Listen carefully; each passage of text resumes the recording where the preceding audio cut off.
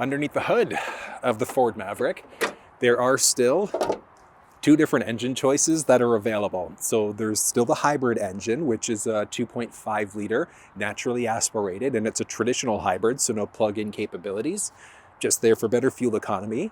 But then you've got this, the 2 liter turbocharged inline 4 that pushes out an impressive 250 horsepower and 277 pound-feet of torque. I love the power inside of the 2 liter EcoBoost. The regular 2 liter EcoBoost in most trim levels of the ride has an 8-speed automatic transmission, but inside of the Lobo trim, you're looking at a 7-speed quick shift automatic transmission. So it changes up the shift points, makes driving it a little bit different in comparison to the regular 2 liter EcoBoost. So if you want something unique, the Lobo could be for you. And then under the hood, unchanged otherwise. So easy access to the battery to the right. You can change your oil, and then you can also top up your wiper fluid to the left. Looking at the warranty inside of the Ford world, that's also unchanged. So your basic is a 3-year, 36,000 mile, 60,000 kilometer. Powertrain gets bumped up to 5 years, 60,000 mile, 100,000 kilometer. And then your hybrid electric components, if you're in the hybrid version of the truck, is going to be for 8 years total coverage. But do yourself a favor, take care of the truck, regular scheduled maintenance, regular oil changes to get the best possible life out of your ride. You're still going to find LED headlamps inside of the ride, different style grills depending on the trim level, and then that same black style follows along the lower part of the bumper. Technology-wise, in the front end is what separates the 2024 from the 2025 models. So the 2025s now have the option for a full 360 camera. Finally! On top of that, there's also the option for the forward sensing system. I love that Ford's introduced the 360 camera inside of the Maverick lineup. The only downside is that you're only going to find it in the higher trims. So the XL, XLT don't have it available no matter which packages you add on. There's one exciting change that came to the available drivetrain for the 2025 Maverick. In previous generations, the hybrid was only available front-wheel drive. But Ford's opened that up now so that you can get the hybrid in either front wheel or all-wheel drive. And then when you look at the 2 liter engine, like what this one has, you're looking at an all-wheel drive system. And then the Tremor package, as always, has the advanced 4-wheel drive system, which is going to be very similar to what you're going to find inside of the Bronco Sport Badlands. So, if your plan is to actually take the truck off-road, it could be worth looking at the Tremor package, because not only are you going to get some off-road tuned suspension, you're also going to get front skid plates, tow hooks, and so many other great features. As always, you're going to find different wheel sizes and styles, so 17, 19-inch wheels, and then Ford also has the new Lobo trim level with its own unique wheel setup. Pricing for the 2025 Maverick is slightly different year over year, starting off at $36,800 up in Canada and then $28,600 down in the US, depending on how you have it configured. Are you in the hybrid? Are you front wheel or all-wheel drive? And then which trim level you have. So there are a lot of things that go into it. You can get away with a pretty cheap XL if you're just looking for a bare bones truck, but outside of that, the Tremor package is going to be fully loaded. This one is the XLT, and it's in the Oxford White. And it's also got the XLT Luxury Package, which brings a couple other unique features that you wouldn't find in the truck otherwise. The rear end style of the Maverick is unchanged year over year. You're going to find the Maverick badge running through the middle, the blue forward oval surrounded by a nice glossy black highlight, and then there's a backup camera there. You are going to find the option for the reverse park sensing system in some trim levels of the truck. Again, XLT doesn't have that available as an option. Towing inside of the Maverick is possible, so you're looking at either 2,000 or 4,000 pound towing capacity. If you want the max possible towing capacity, you do have to look at the 4K tow package, transmission cooler and other things which help give it that max towing capacity. But if you do something aftermarket, you are going to be limited to 2,000 pounds instead. We've got the 4-pin wiring harness here with the optional 7 when you get that 4K tow pack. And then you've also got the spare tire that's located right underneath the truck. Getting into the bed of the truck is straightforward. There is the option for a power lockable option, or you can lock it from the key fob in the back there. The only bed choice that you're going to find inside of the Maverick is this one. It's 4.5 feet. That's the max you're looking at. So if you need a bigger bed, you are looking at either the Ranger or the F-150. And this one is completely naked. So there hasn't been a drop-in or a spray-in bed liner added. If you've got the choice, I would go aftermarket through Line-X. It's about twice as thick as the factory liner, and it also has a lifetime warranty, so it's kind of a no-brainer. Looking at payload inside of the Maverick, you're maxing out at 1,500 pounds. Inside of the Tremor, your max is 1,200 with a little asterisk. And that asterisk comes from how you have the rest of the truck configured, because everything you add on subtracts from the maximum allowable payload. So if you're looking at any Maverick on any dealership lot, on the first row door jamb, you're going to see the max allowable payload for this specific build. But then if you start adding things in, like you add in a tonneau cover, you add in a bed liner, things like that, they all have a net weight. And eventually that net weight is going to subtract from your maximum allowable payload. If you're pulling a trailer with a 300-pound tongue weight, that takes 300 pounds off of your available payload. So those are all things you have to consider. So if you really start nickel and diming your payload capacity inside of your Maverick, you might have to look at the Ranger or an F-150, depending on how much you need to tow and what your total payload is going to be. As for bed features inside of the truck, along the right side, you're going to find a tiny little storage area. And then along the left, you're going to find a button to turn on your bed lighting. And then there's also that 400-watt wall plug, so an inverter back here. And that's going to be part of the XLT Luxury Package. And you're going to find that in different trim levels of the truck.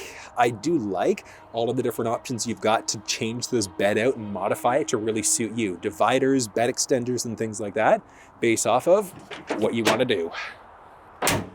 Filling up fuel inside of the Maverick is done just along the driver's side. As always, it's an unlocked cover that has a capless system with anti-siphon technology built in.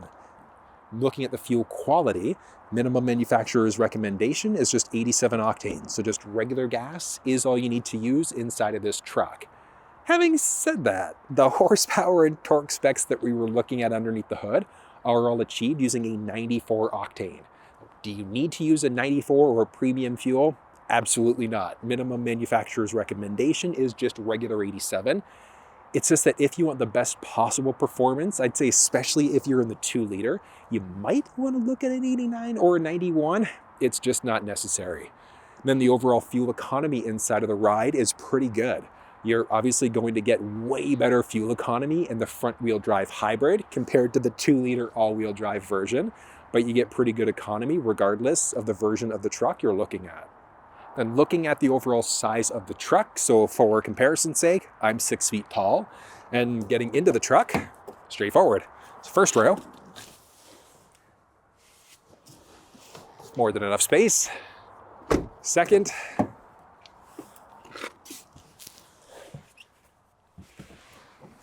easy enough to hop inside. And you are going to find assist handles across most of the doors. So the driver's door doesn't have it, but first row passenger and then the second row driver passenger do have assist handles. The side view mirrors inside of the ride, this one doesn't have the blind spot monitoring system, but that is available as an option. So if somebody enters the blind spot on either side, it would highlight there to let you know. Across the lineup, the side view mirrors are manual folding. There's intelligent access too. So as long as you've got the key fob on you, tap there to lock the doors, slide your hand in order to unlock. There we go, let's get on the side here. So you've got your unlock lock buttons, handle, and then these controls are the same across the lineup. So your side view mirror controls, window controls with some storage. There are 2 different speaker choices available inside of the Maverick. It's either going to be a 6-speaker system, like what we're looking at in the XLT, or there's the optional 8-speaker Bang & Olufsen system in the higher trims. Along the side here, you can toggle your bed lighting on or off if you've got it, figure out what's going on with your lamps, increase and decrease the brightness of the cluster. There's a manual telescoping steering wheel, and then you've also got your hood release. These are the cloth seats you're going to find in the ride that are power adjusting. So 8-way power, forwards, backwards, up and down, adjust your backrest, and then multi-way lumbar support. Now this is where things are different. Still push button start across the lineup. Look at that. New cluster screen, new infotainment system too. Love it. But if you want full walkthroughs, like you want to know how to use all the different steering wheel buttons, go through the cluster or the infotainment, you'll find walkthroughs down in the description of this video. But looking at the size, interior spacing, I should say. So I've got the seat as far down as it's going to go. Actually, let's do this. Up overhead with me sitting fully upright. Yeah, there we go. Boatload of space. So I've got 3.5, no, more than that, like 4+ inches of headspace.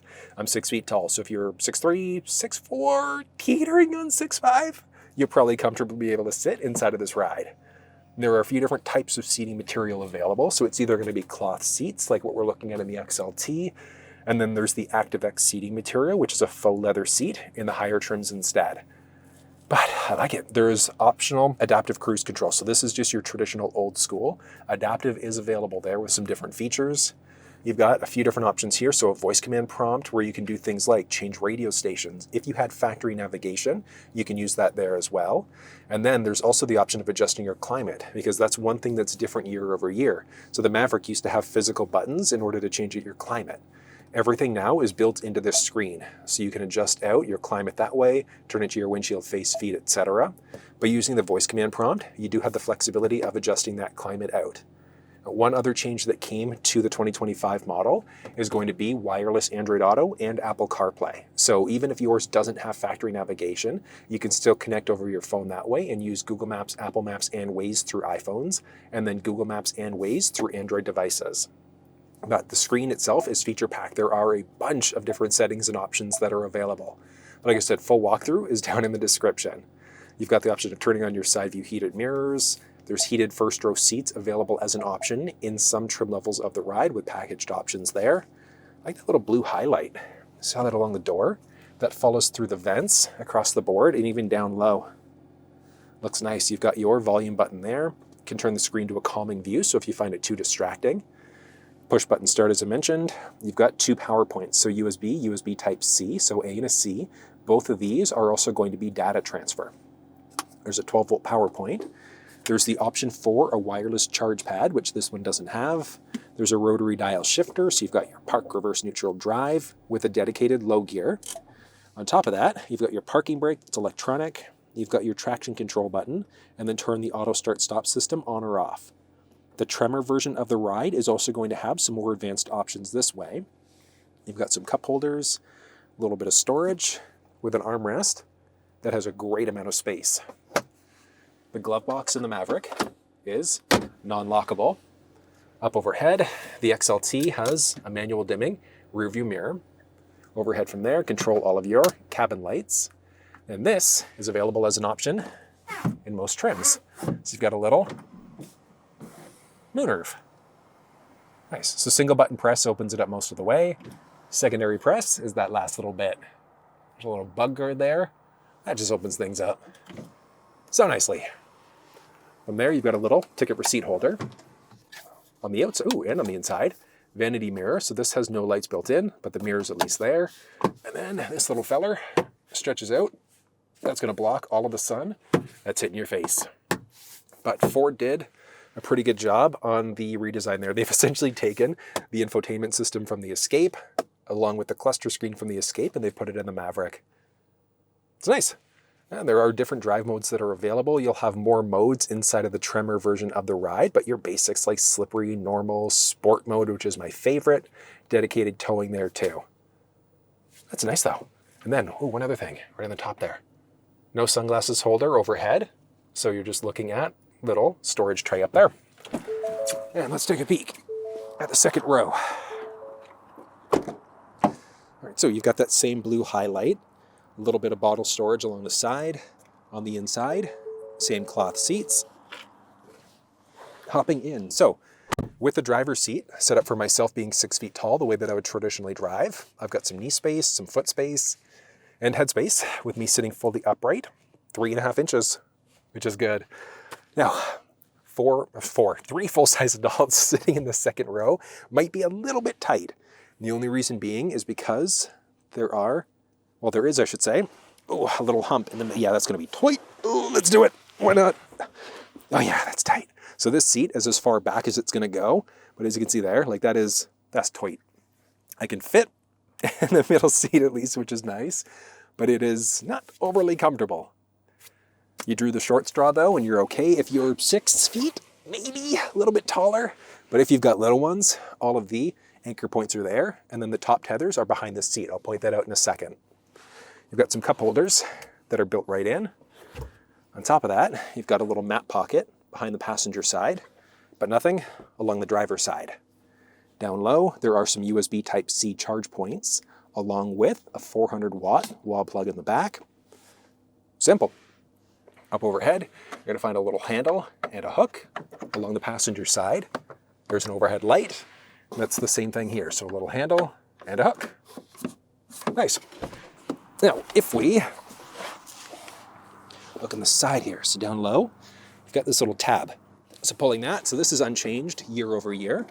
Once it's up, it's actually locked into place, but down low, you've got some storage. So you've got your little white spigot there. So if you ever need to fill up using a jerry can, you're putting that there first. A good amount of storage down low. Like I said, so this is locked up. So in order to be able to drop it, pull that tab, down she goes. And then there's another tab along the top of the seat there.